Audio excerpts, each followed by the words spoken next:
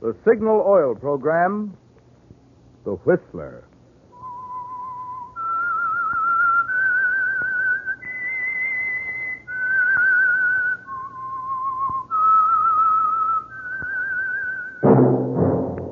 That whistle is your signal for the Signal Oil Program, The Whistler.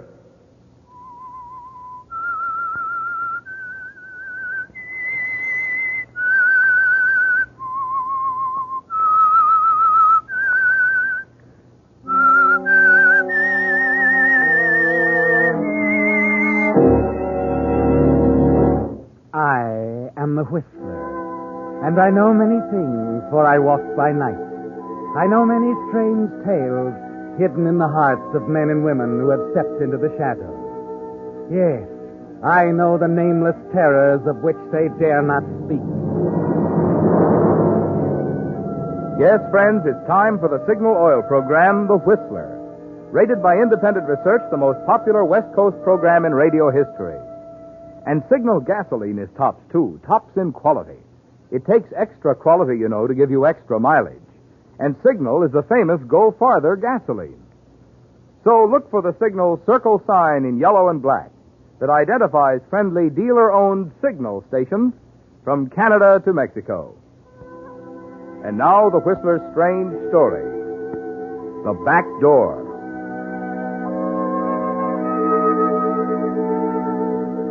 It had been a sensational trial, also a very strange one.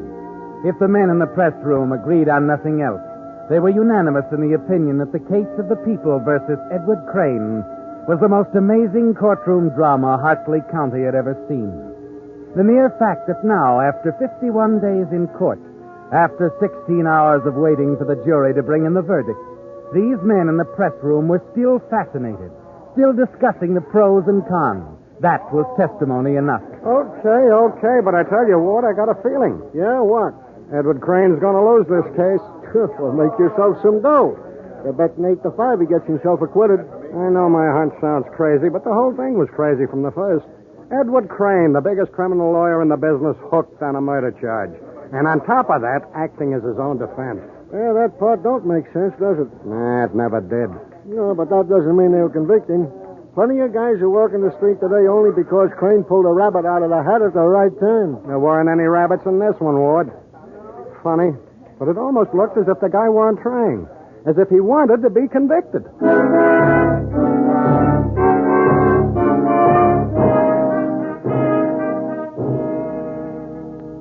Yes, it had been a strange one. This story that was coming to its climax after 51 days in the courtroom. And although the reporters, remembering Edward Crane's past triumphs, had freely predicted surprising developments, not one of them could guess even a fraction of the truth. The truth was that on that October night, some weeks before the opening of the trial, Edward Crane had walked into his wife's attic studio with a plan that had to be tried on for size. Good evening, Ruth. Oh, now, don't bother me, Edward. I'm very busy. I want to talk to you. Now, just a minute, Edward. You know very well that my I studio... said I wanted to talk to you, Ruth. All right. What is it? Perhaps we'd better sit down. Perhaps we'd better not. I have a painting to finish, dear, and I see by the woebegone expression that I've come to know so well during the past few months that you're about to ask me again to consider a divorce. Now, just a minute, Ruth. So I'll save us both a lot of time by giving you the usual answer. No. That's not quite all of it this time, Ruth. Oh? I don't believe I've made it clear why I want a divorce. Must we go into that? You see, I think I know that vanity of yours, Ruth, and I'm pretty sure you wouldn't want to see it hurt. Go on. I'm hanging on every word. Ruth, I'm in love with another woman. Oh, for heaven's sake, Edward, that. What? What do you mean? If you're going to tell me about Louise Sellender, forget it. You know about it? Of course, darling. Don't be a little boy. How could you expect to keep a thing like that quiet in a town like this? But I thought Shall I give you a case history? You met her last June at the Jenkins trial. Took her out for the first time on the 8th of July to the Shadows over in Brookridge. Out of town, of course, but not quite far enough. Since then, you've been meeting her at least once a week at Leonardi's on conference nights. How long have you known about this? Almost as long as you have? Why? Why, I don't know. Well, then, let's drop it, Now, I've been a good girl and listened to you, dear. Suppose you run downstairs to your evening paper and let me work. Why are you doing this, Ruth? Oh, maybe I'm thinking of Louise. She's young and pretty. There's a happy life ahead of her with someone. Maybe I just don't want to see her make a mistake. And you are a mistake, Edward, a frightful mistake. Thank you. Nothing at all. Ruth, do you still want to take that trip? To Canada? Yes. Certainly. I've been telling you for ages how I've wanted to do some landscape. Yes, but I didn't want you to go until I had a chance to discuss this thing with you. Now that we understand one another... Of course. Now you'll be happy to see me leave. Exactly. I'll be gone for 7 or 8 months, you know? I know. Hiding out at Renee's Lodge in Manitoba for 3 months, and then west to lose yourself in the glories of the Canadian Rockies. You've been reading my mind. I know you pretty well, Ruth. Perhaps.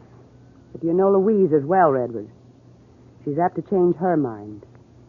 Take away the secret meetings and the glamorous restaurants, and you're just as monotonous as the next one. You know, maybe I ought to visit Louise. You'll do nothing of the kind. Well, it was just a thought. When can you be ready to leave on your trip? Tomorrow night. All right. But there's one thing I insist on. You must tell no one that you're leaving. What?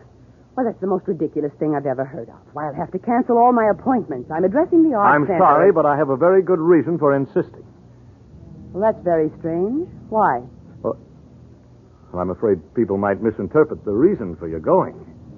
They know we aren't getting along too well. And there's your precious reputation. Very well, Edward. Now do run downstairs and let me finish my work.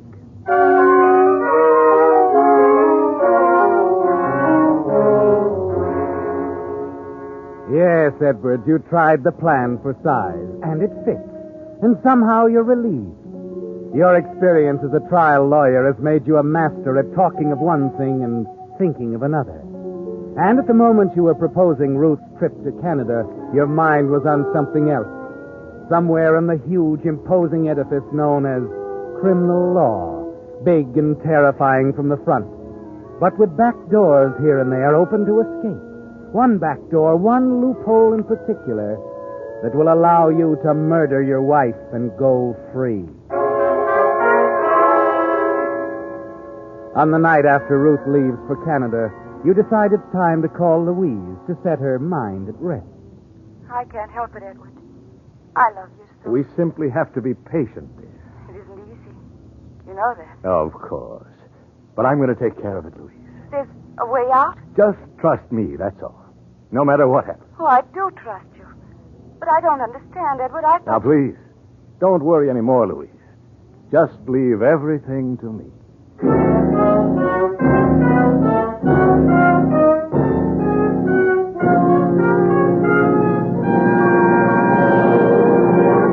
With the prologue of The Back Door, the Signal Oil Company is bringing you another strange story by The Whistler. But now, a message to drivers. To get the tops in performance from your car, you naturally want the gasoline that's tops in quality. And to be sure you're getting the tops in gasoline quality, there are just two things to remember. One, in gasoline, it takes extra quality to go farther. And two, Signal is the famous Go Farther gasoline. You see, mileage, yes, mileage is the best yardstick of gasoline quality. After all, the only way any gasoline can put more thrilling performance into your car is by helping your motor run more efficiently. And when your motor runs more efficiently, naturally you see proof of it on your speedometer in mileage, the very thing Signal gasoline is famous for. And that's why we're so proud of Signal's good mileage, which has made Signal gasoline known from Canada to Mexico as the Go Farther gasoline. And it's why we say, to be sure of the tops in gasoline quality, just remember two things. One, in gasoline, it takes extra quality to go farther. And two, Signal is the famous Go Farther gasoline. And now back to the Whistler.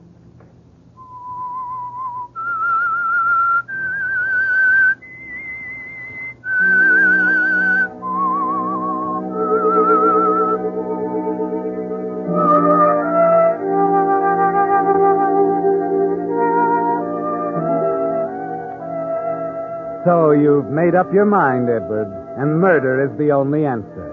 A new kind of murder, of course. An ingenious, audacious variety that can't fail, because it assumes at the outset that there'll be an arrest, a trial, that the law will run its course. Yes, Edward. You know that when the time comes, that back door will be open behind you. That secret back door to freedom and a new life with the woman you love. You begin the next morning with a call to the neighborhood plumber, a curious, gossipy little man named Potter. You purposely seem nervous now, a little wild-eyed as you go to the front door a few minutes later to admit him. Oh, yes, Mr. Potter. Right this way, please. You say you smell gas, huh? Just noticed it this morning. Where we going? Well, the kitchen. No. Better take a look at the basement first. The basement?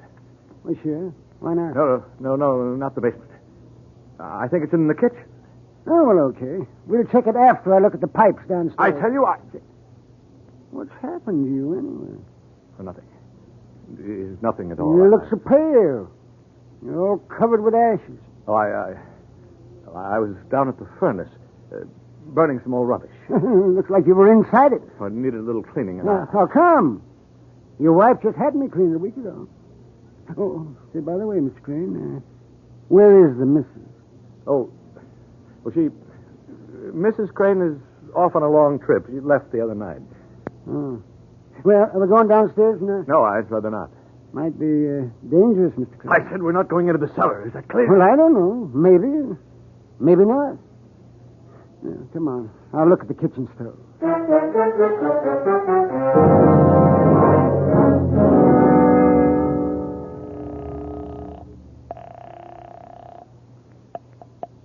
Hello? Louise? Oh, Edward. I'm sorry I didn't see you yesterday, darling. I'd like to make it up to you tonight. Oh, really, Edward, do you think we should, the way things are? People are starting to talk. Oh, I'd give anything if we could be together forever, darling. But now I don't want to embarrass you. Oh, that's just the point. Let them talk. I'm tired of dodging the issue, meeting you in back alleys and out-of-town restaurants. It's high time we brought it out in the open. But, darling... I mean it. We're not going to Brookridge tonight, Louise. We're having dinner right downtown at Pierre's. I'll pick you up at 7. Now, listen, darling. Now, that's all there is to it now, Louise. I insist. All right, Edward. 7 o'clock.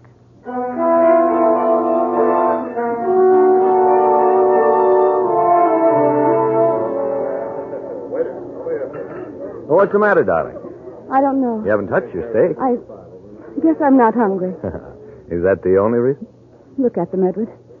Staring at us like a flock of vultures. Oh, no. It's your imagination. Oh, I wish it were. I know what they're saying. It'll be all over town tomorrow. So what? Maybe a little gossip will convince Ruth that Edward. Huh? Please.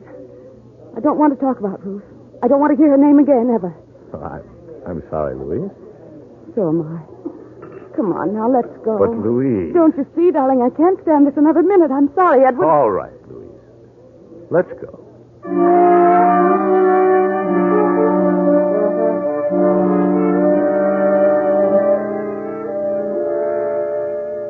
You wish you could tell Louise how it's going to be, Edward. But you know you must be practical.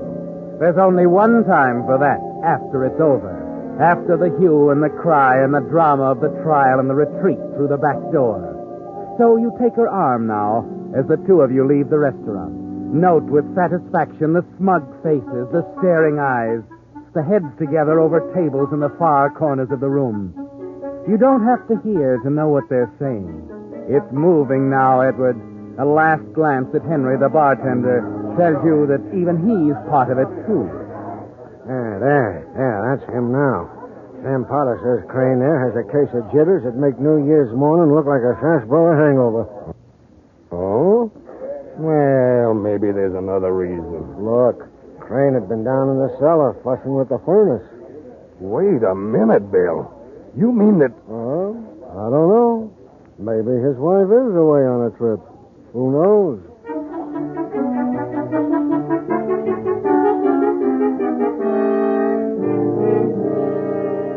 Did you see them, Richard, sneaking out? They know they've attracted attention. Oh, forget it, Myra. I've seen Crane around the city hall. He seems to be all right. He's all right. Seems to be running around with another woman. And where's his wife? How How do you know that he Oh, hasn't... stop dreaming, Myra, and eat your soup.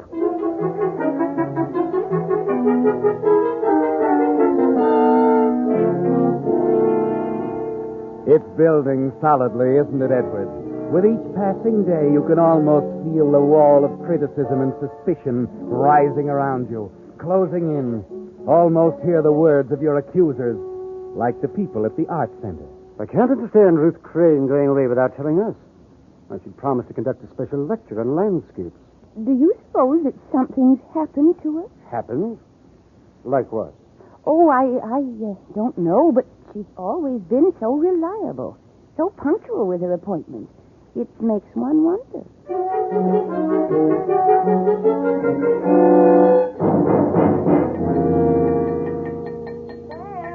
Any noise bothering you, Miss Harris? Oh, no. I always expect that when I call the plumber. Sam, I came down to ask you about Mrs. Crane. Oh? I've been making a dress for her, and she was coming in for the second fitting, and I haven't heard a word. I don't figure she'll ever be in, Mrs. Harris. What? A couple of weeks ago, I was over at the Crane place. Talked to Mr. Crane. She wasn't home? Well, I didn't talk to her. Let's put it that way. I don't understand you, Sam. I had to have a look at the furnace during the call. Mr. Crane acted awful peculiar about it. For what reason? Well, when I tell you, you'll probably say I ought to stick to my plumbing, Mrs. Harris. But I think Mrs. Crane is in that house right now. You do? Only she's dead.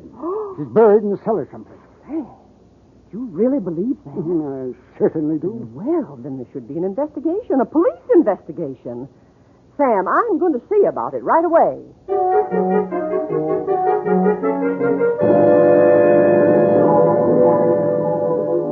Yes, Edward, the tongues are wagging all over town. But you're far from the usual frightened suspects as you learn about it. Watch the snowball begin to roll. It's exactly as you figured it, isn't it, Edward? First, the mutterings ripening into suspicion.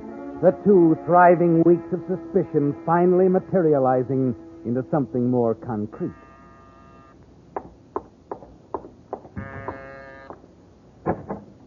Well, Louise, come in, darling. Oh, Edward, it's terrible. The whole town's against us. Against us, Louise? For just being together, I guess, for being in love. Edward, there's a man on his way here. From the district attorney's office. Really? They don't believe Ruth went away. Now, there's nothing to be afraid of. It doesn't matter what they think. But what will you tell them? The truth. Edward. Now, Louise, stop worrying. Oh, Edward. Darling. Edward, did someone... I told you not to worry. It's all right. You'd better answer, Edward. Yes, of course.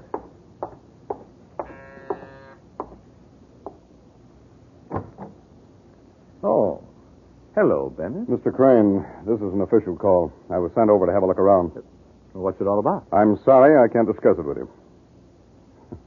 Here. Your handkerchief. Yeah, you better use it. The lady's lipstick is all over your face. Now, see here, Bennett. You can't come busting in here. Skip it. I've got a warrant. I'd like to have a look in your cellar. What are you talking about? There's no... I'll decide that, Crane. Come on, let's go down there.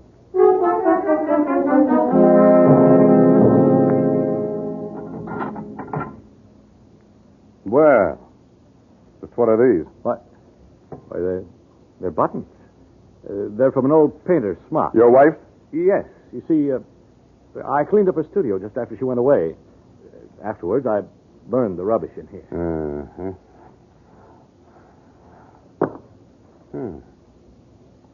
What about this, Crane? Is this some rubbish, too? What? Oh, yes. That's a piece of bone. And where did it come from? Well, Mrs. Crane is of the realist school. She used it in the painting of still life. You can show us that painting? I know she didn't like it when she finished. I'm afraid it's been destroyed. I see. This is going to be a little difficult, Mr. Crane. You probably know the talk that's been going on around town. Well, I'm afraid we can't ignore it any longer. What kind of talk? People around here seem pretty convinced you murdered your wife. Why, that's... And a report from a man I've had checking on you for the past week makes me think they're right. I'm going to have to place you both under arrest. Both? You and Louise Sullender.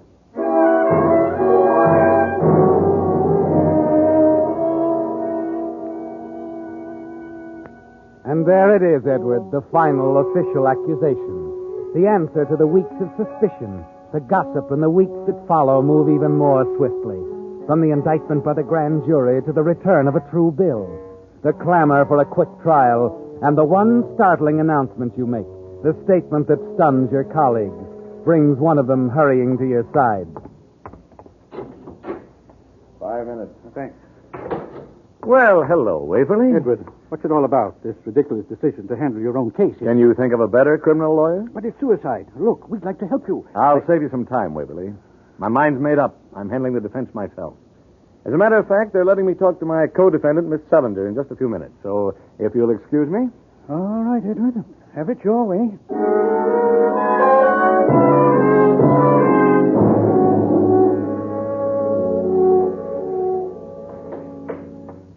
Edward, darling. Louise.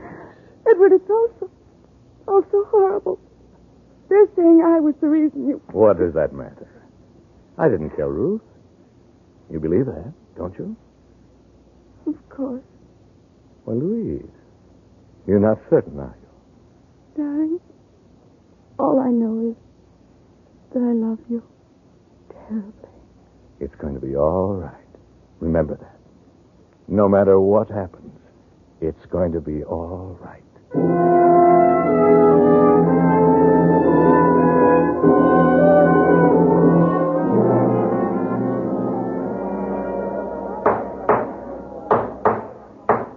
If it please the court, Mr. Foreman and gentlemen of the jury, the state will prove that on or about the 15th day of December of last year, the defendants, Edward Crane and Louise Sullender, with malice aforethought, did effect the brutal death of his wife, Ruth.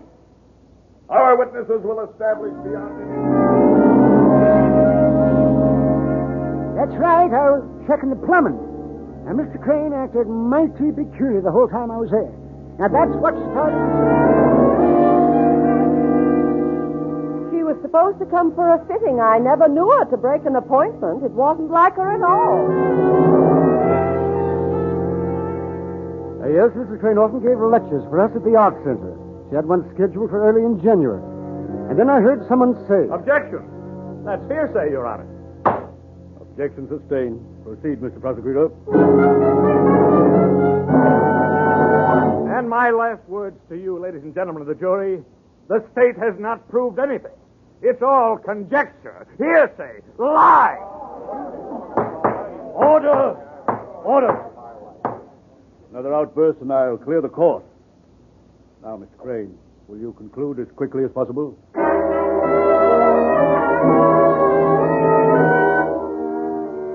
So you conclude, Edward, without pulling the rabbit out of the hat, carefully evading the one vulnerable point in the prosecution's case. The assumption that the bone fragments found in the furnace were all that remained of your wife, Ruth. Yes, Edward, their whole case rests on that assumption, and that's the way you want it.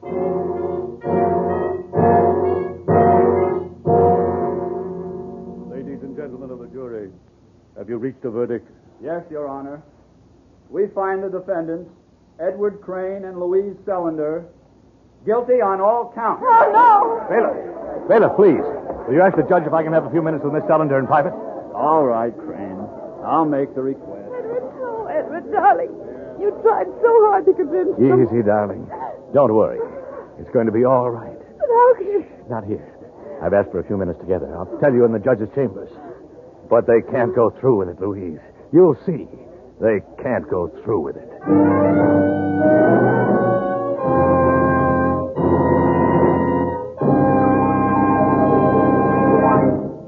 The Whistler will return in just a moment with the strange ending to tonight's story.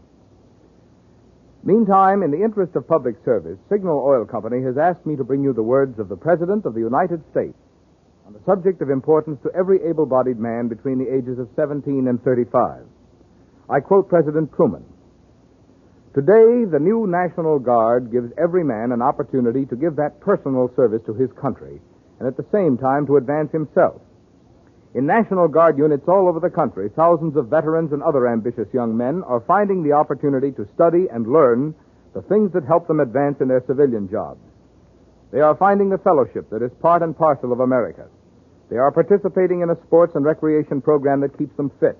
And they are receiving the training that helps keep America strong. Those are the words of President Truman. I might add, there are still many opportunities for ex-servicemen to enlist in grade, which means even higher pay, for one night of training per week. Get full information by contacting your local headquarters of the National Guard. And remember, when you join the National Guard, you're benefiting not only your country, but also yourself. And now, back to the Whistler.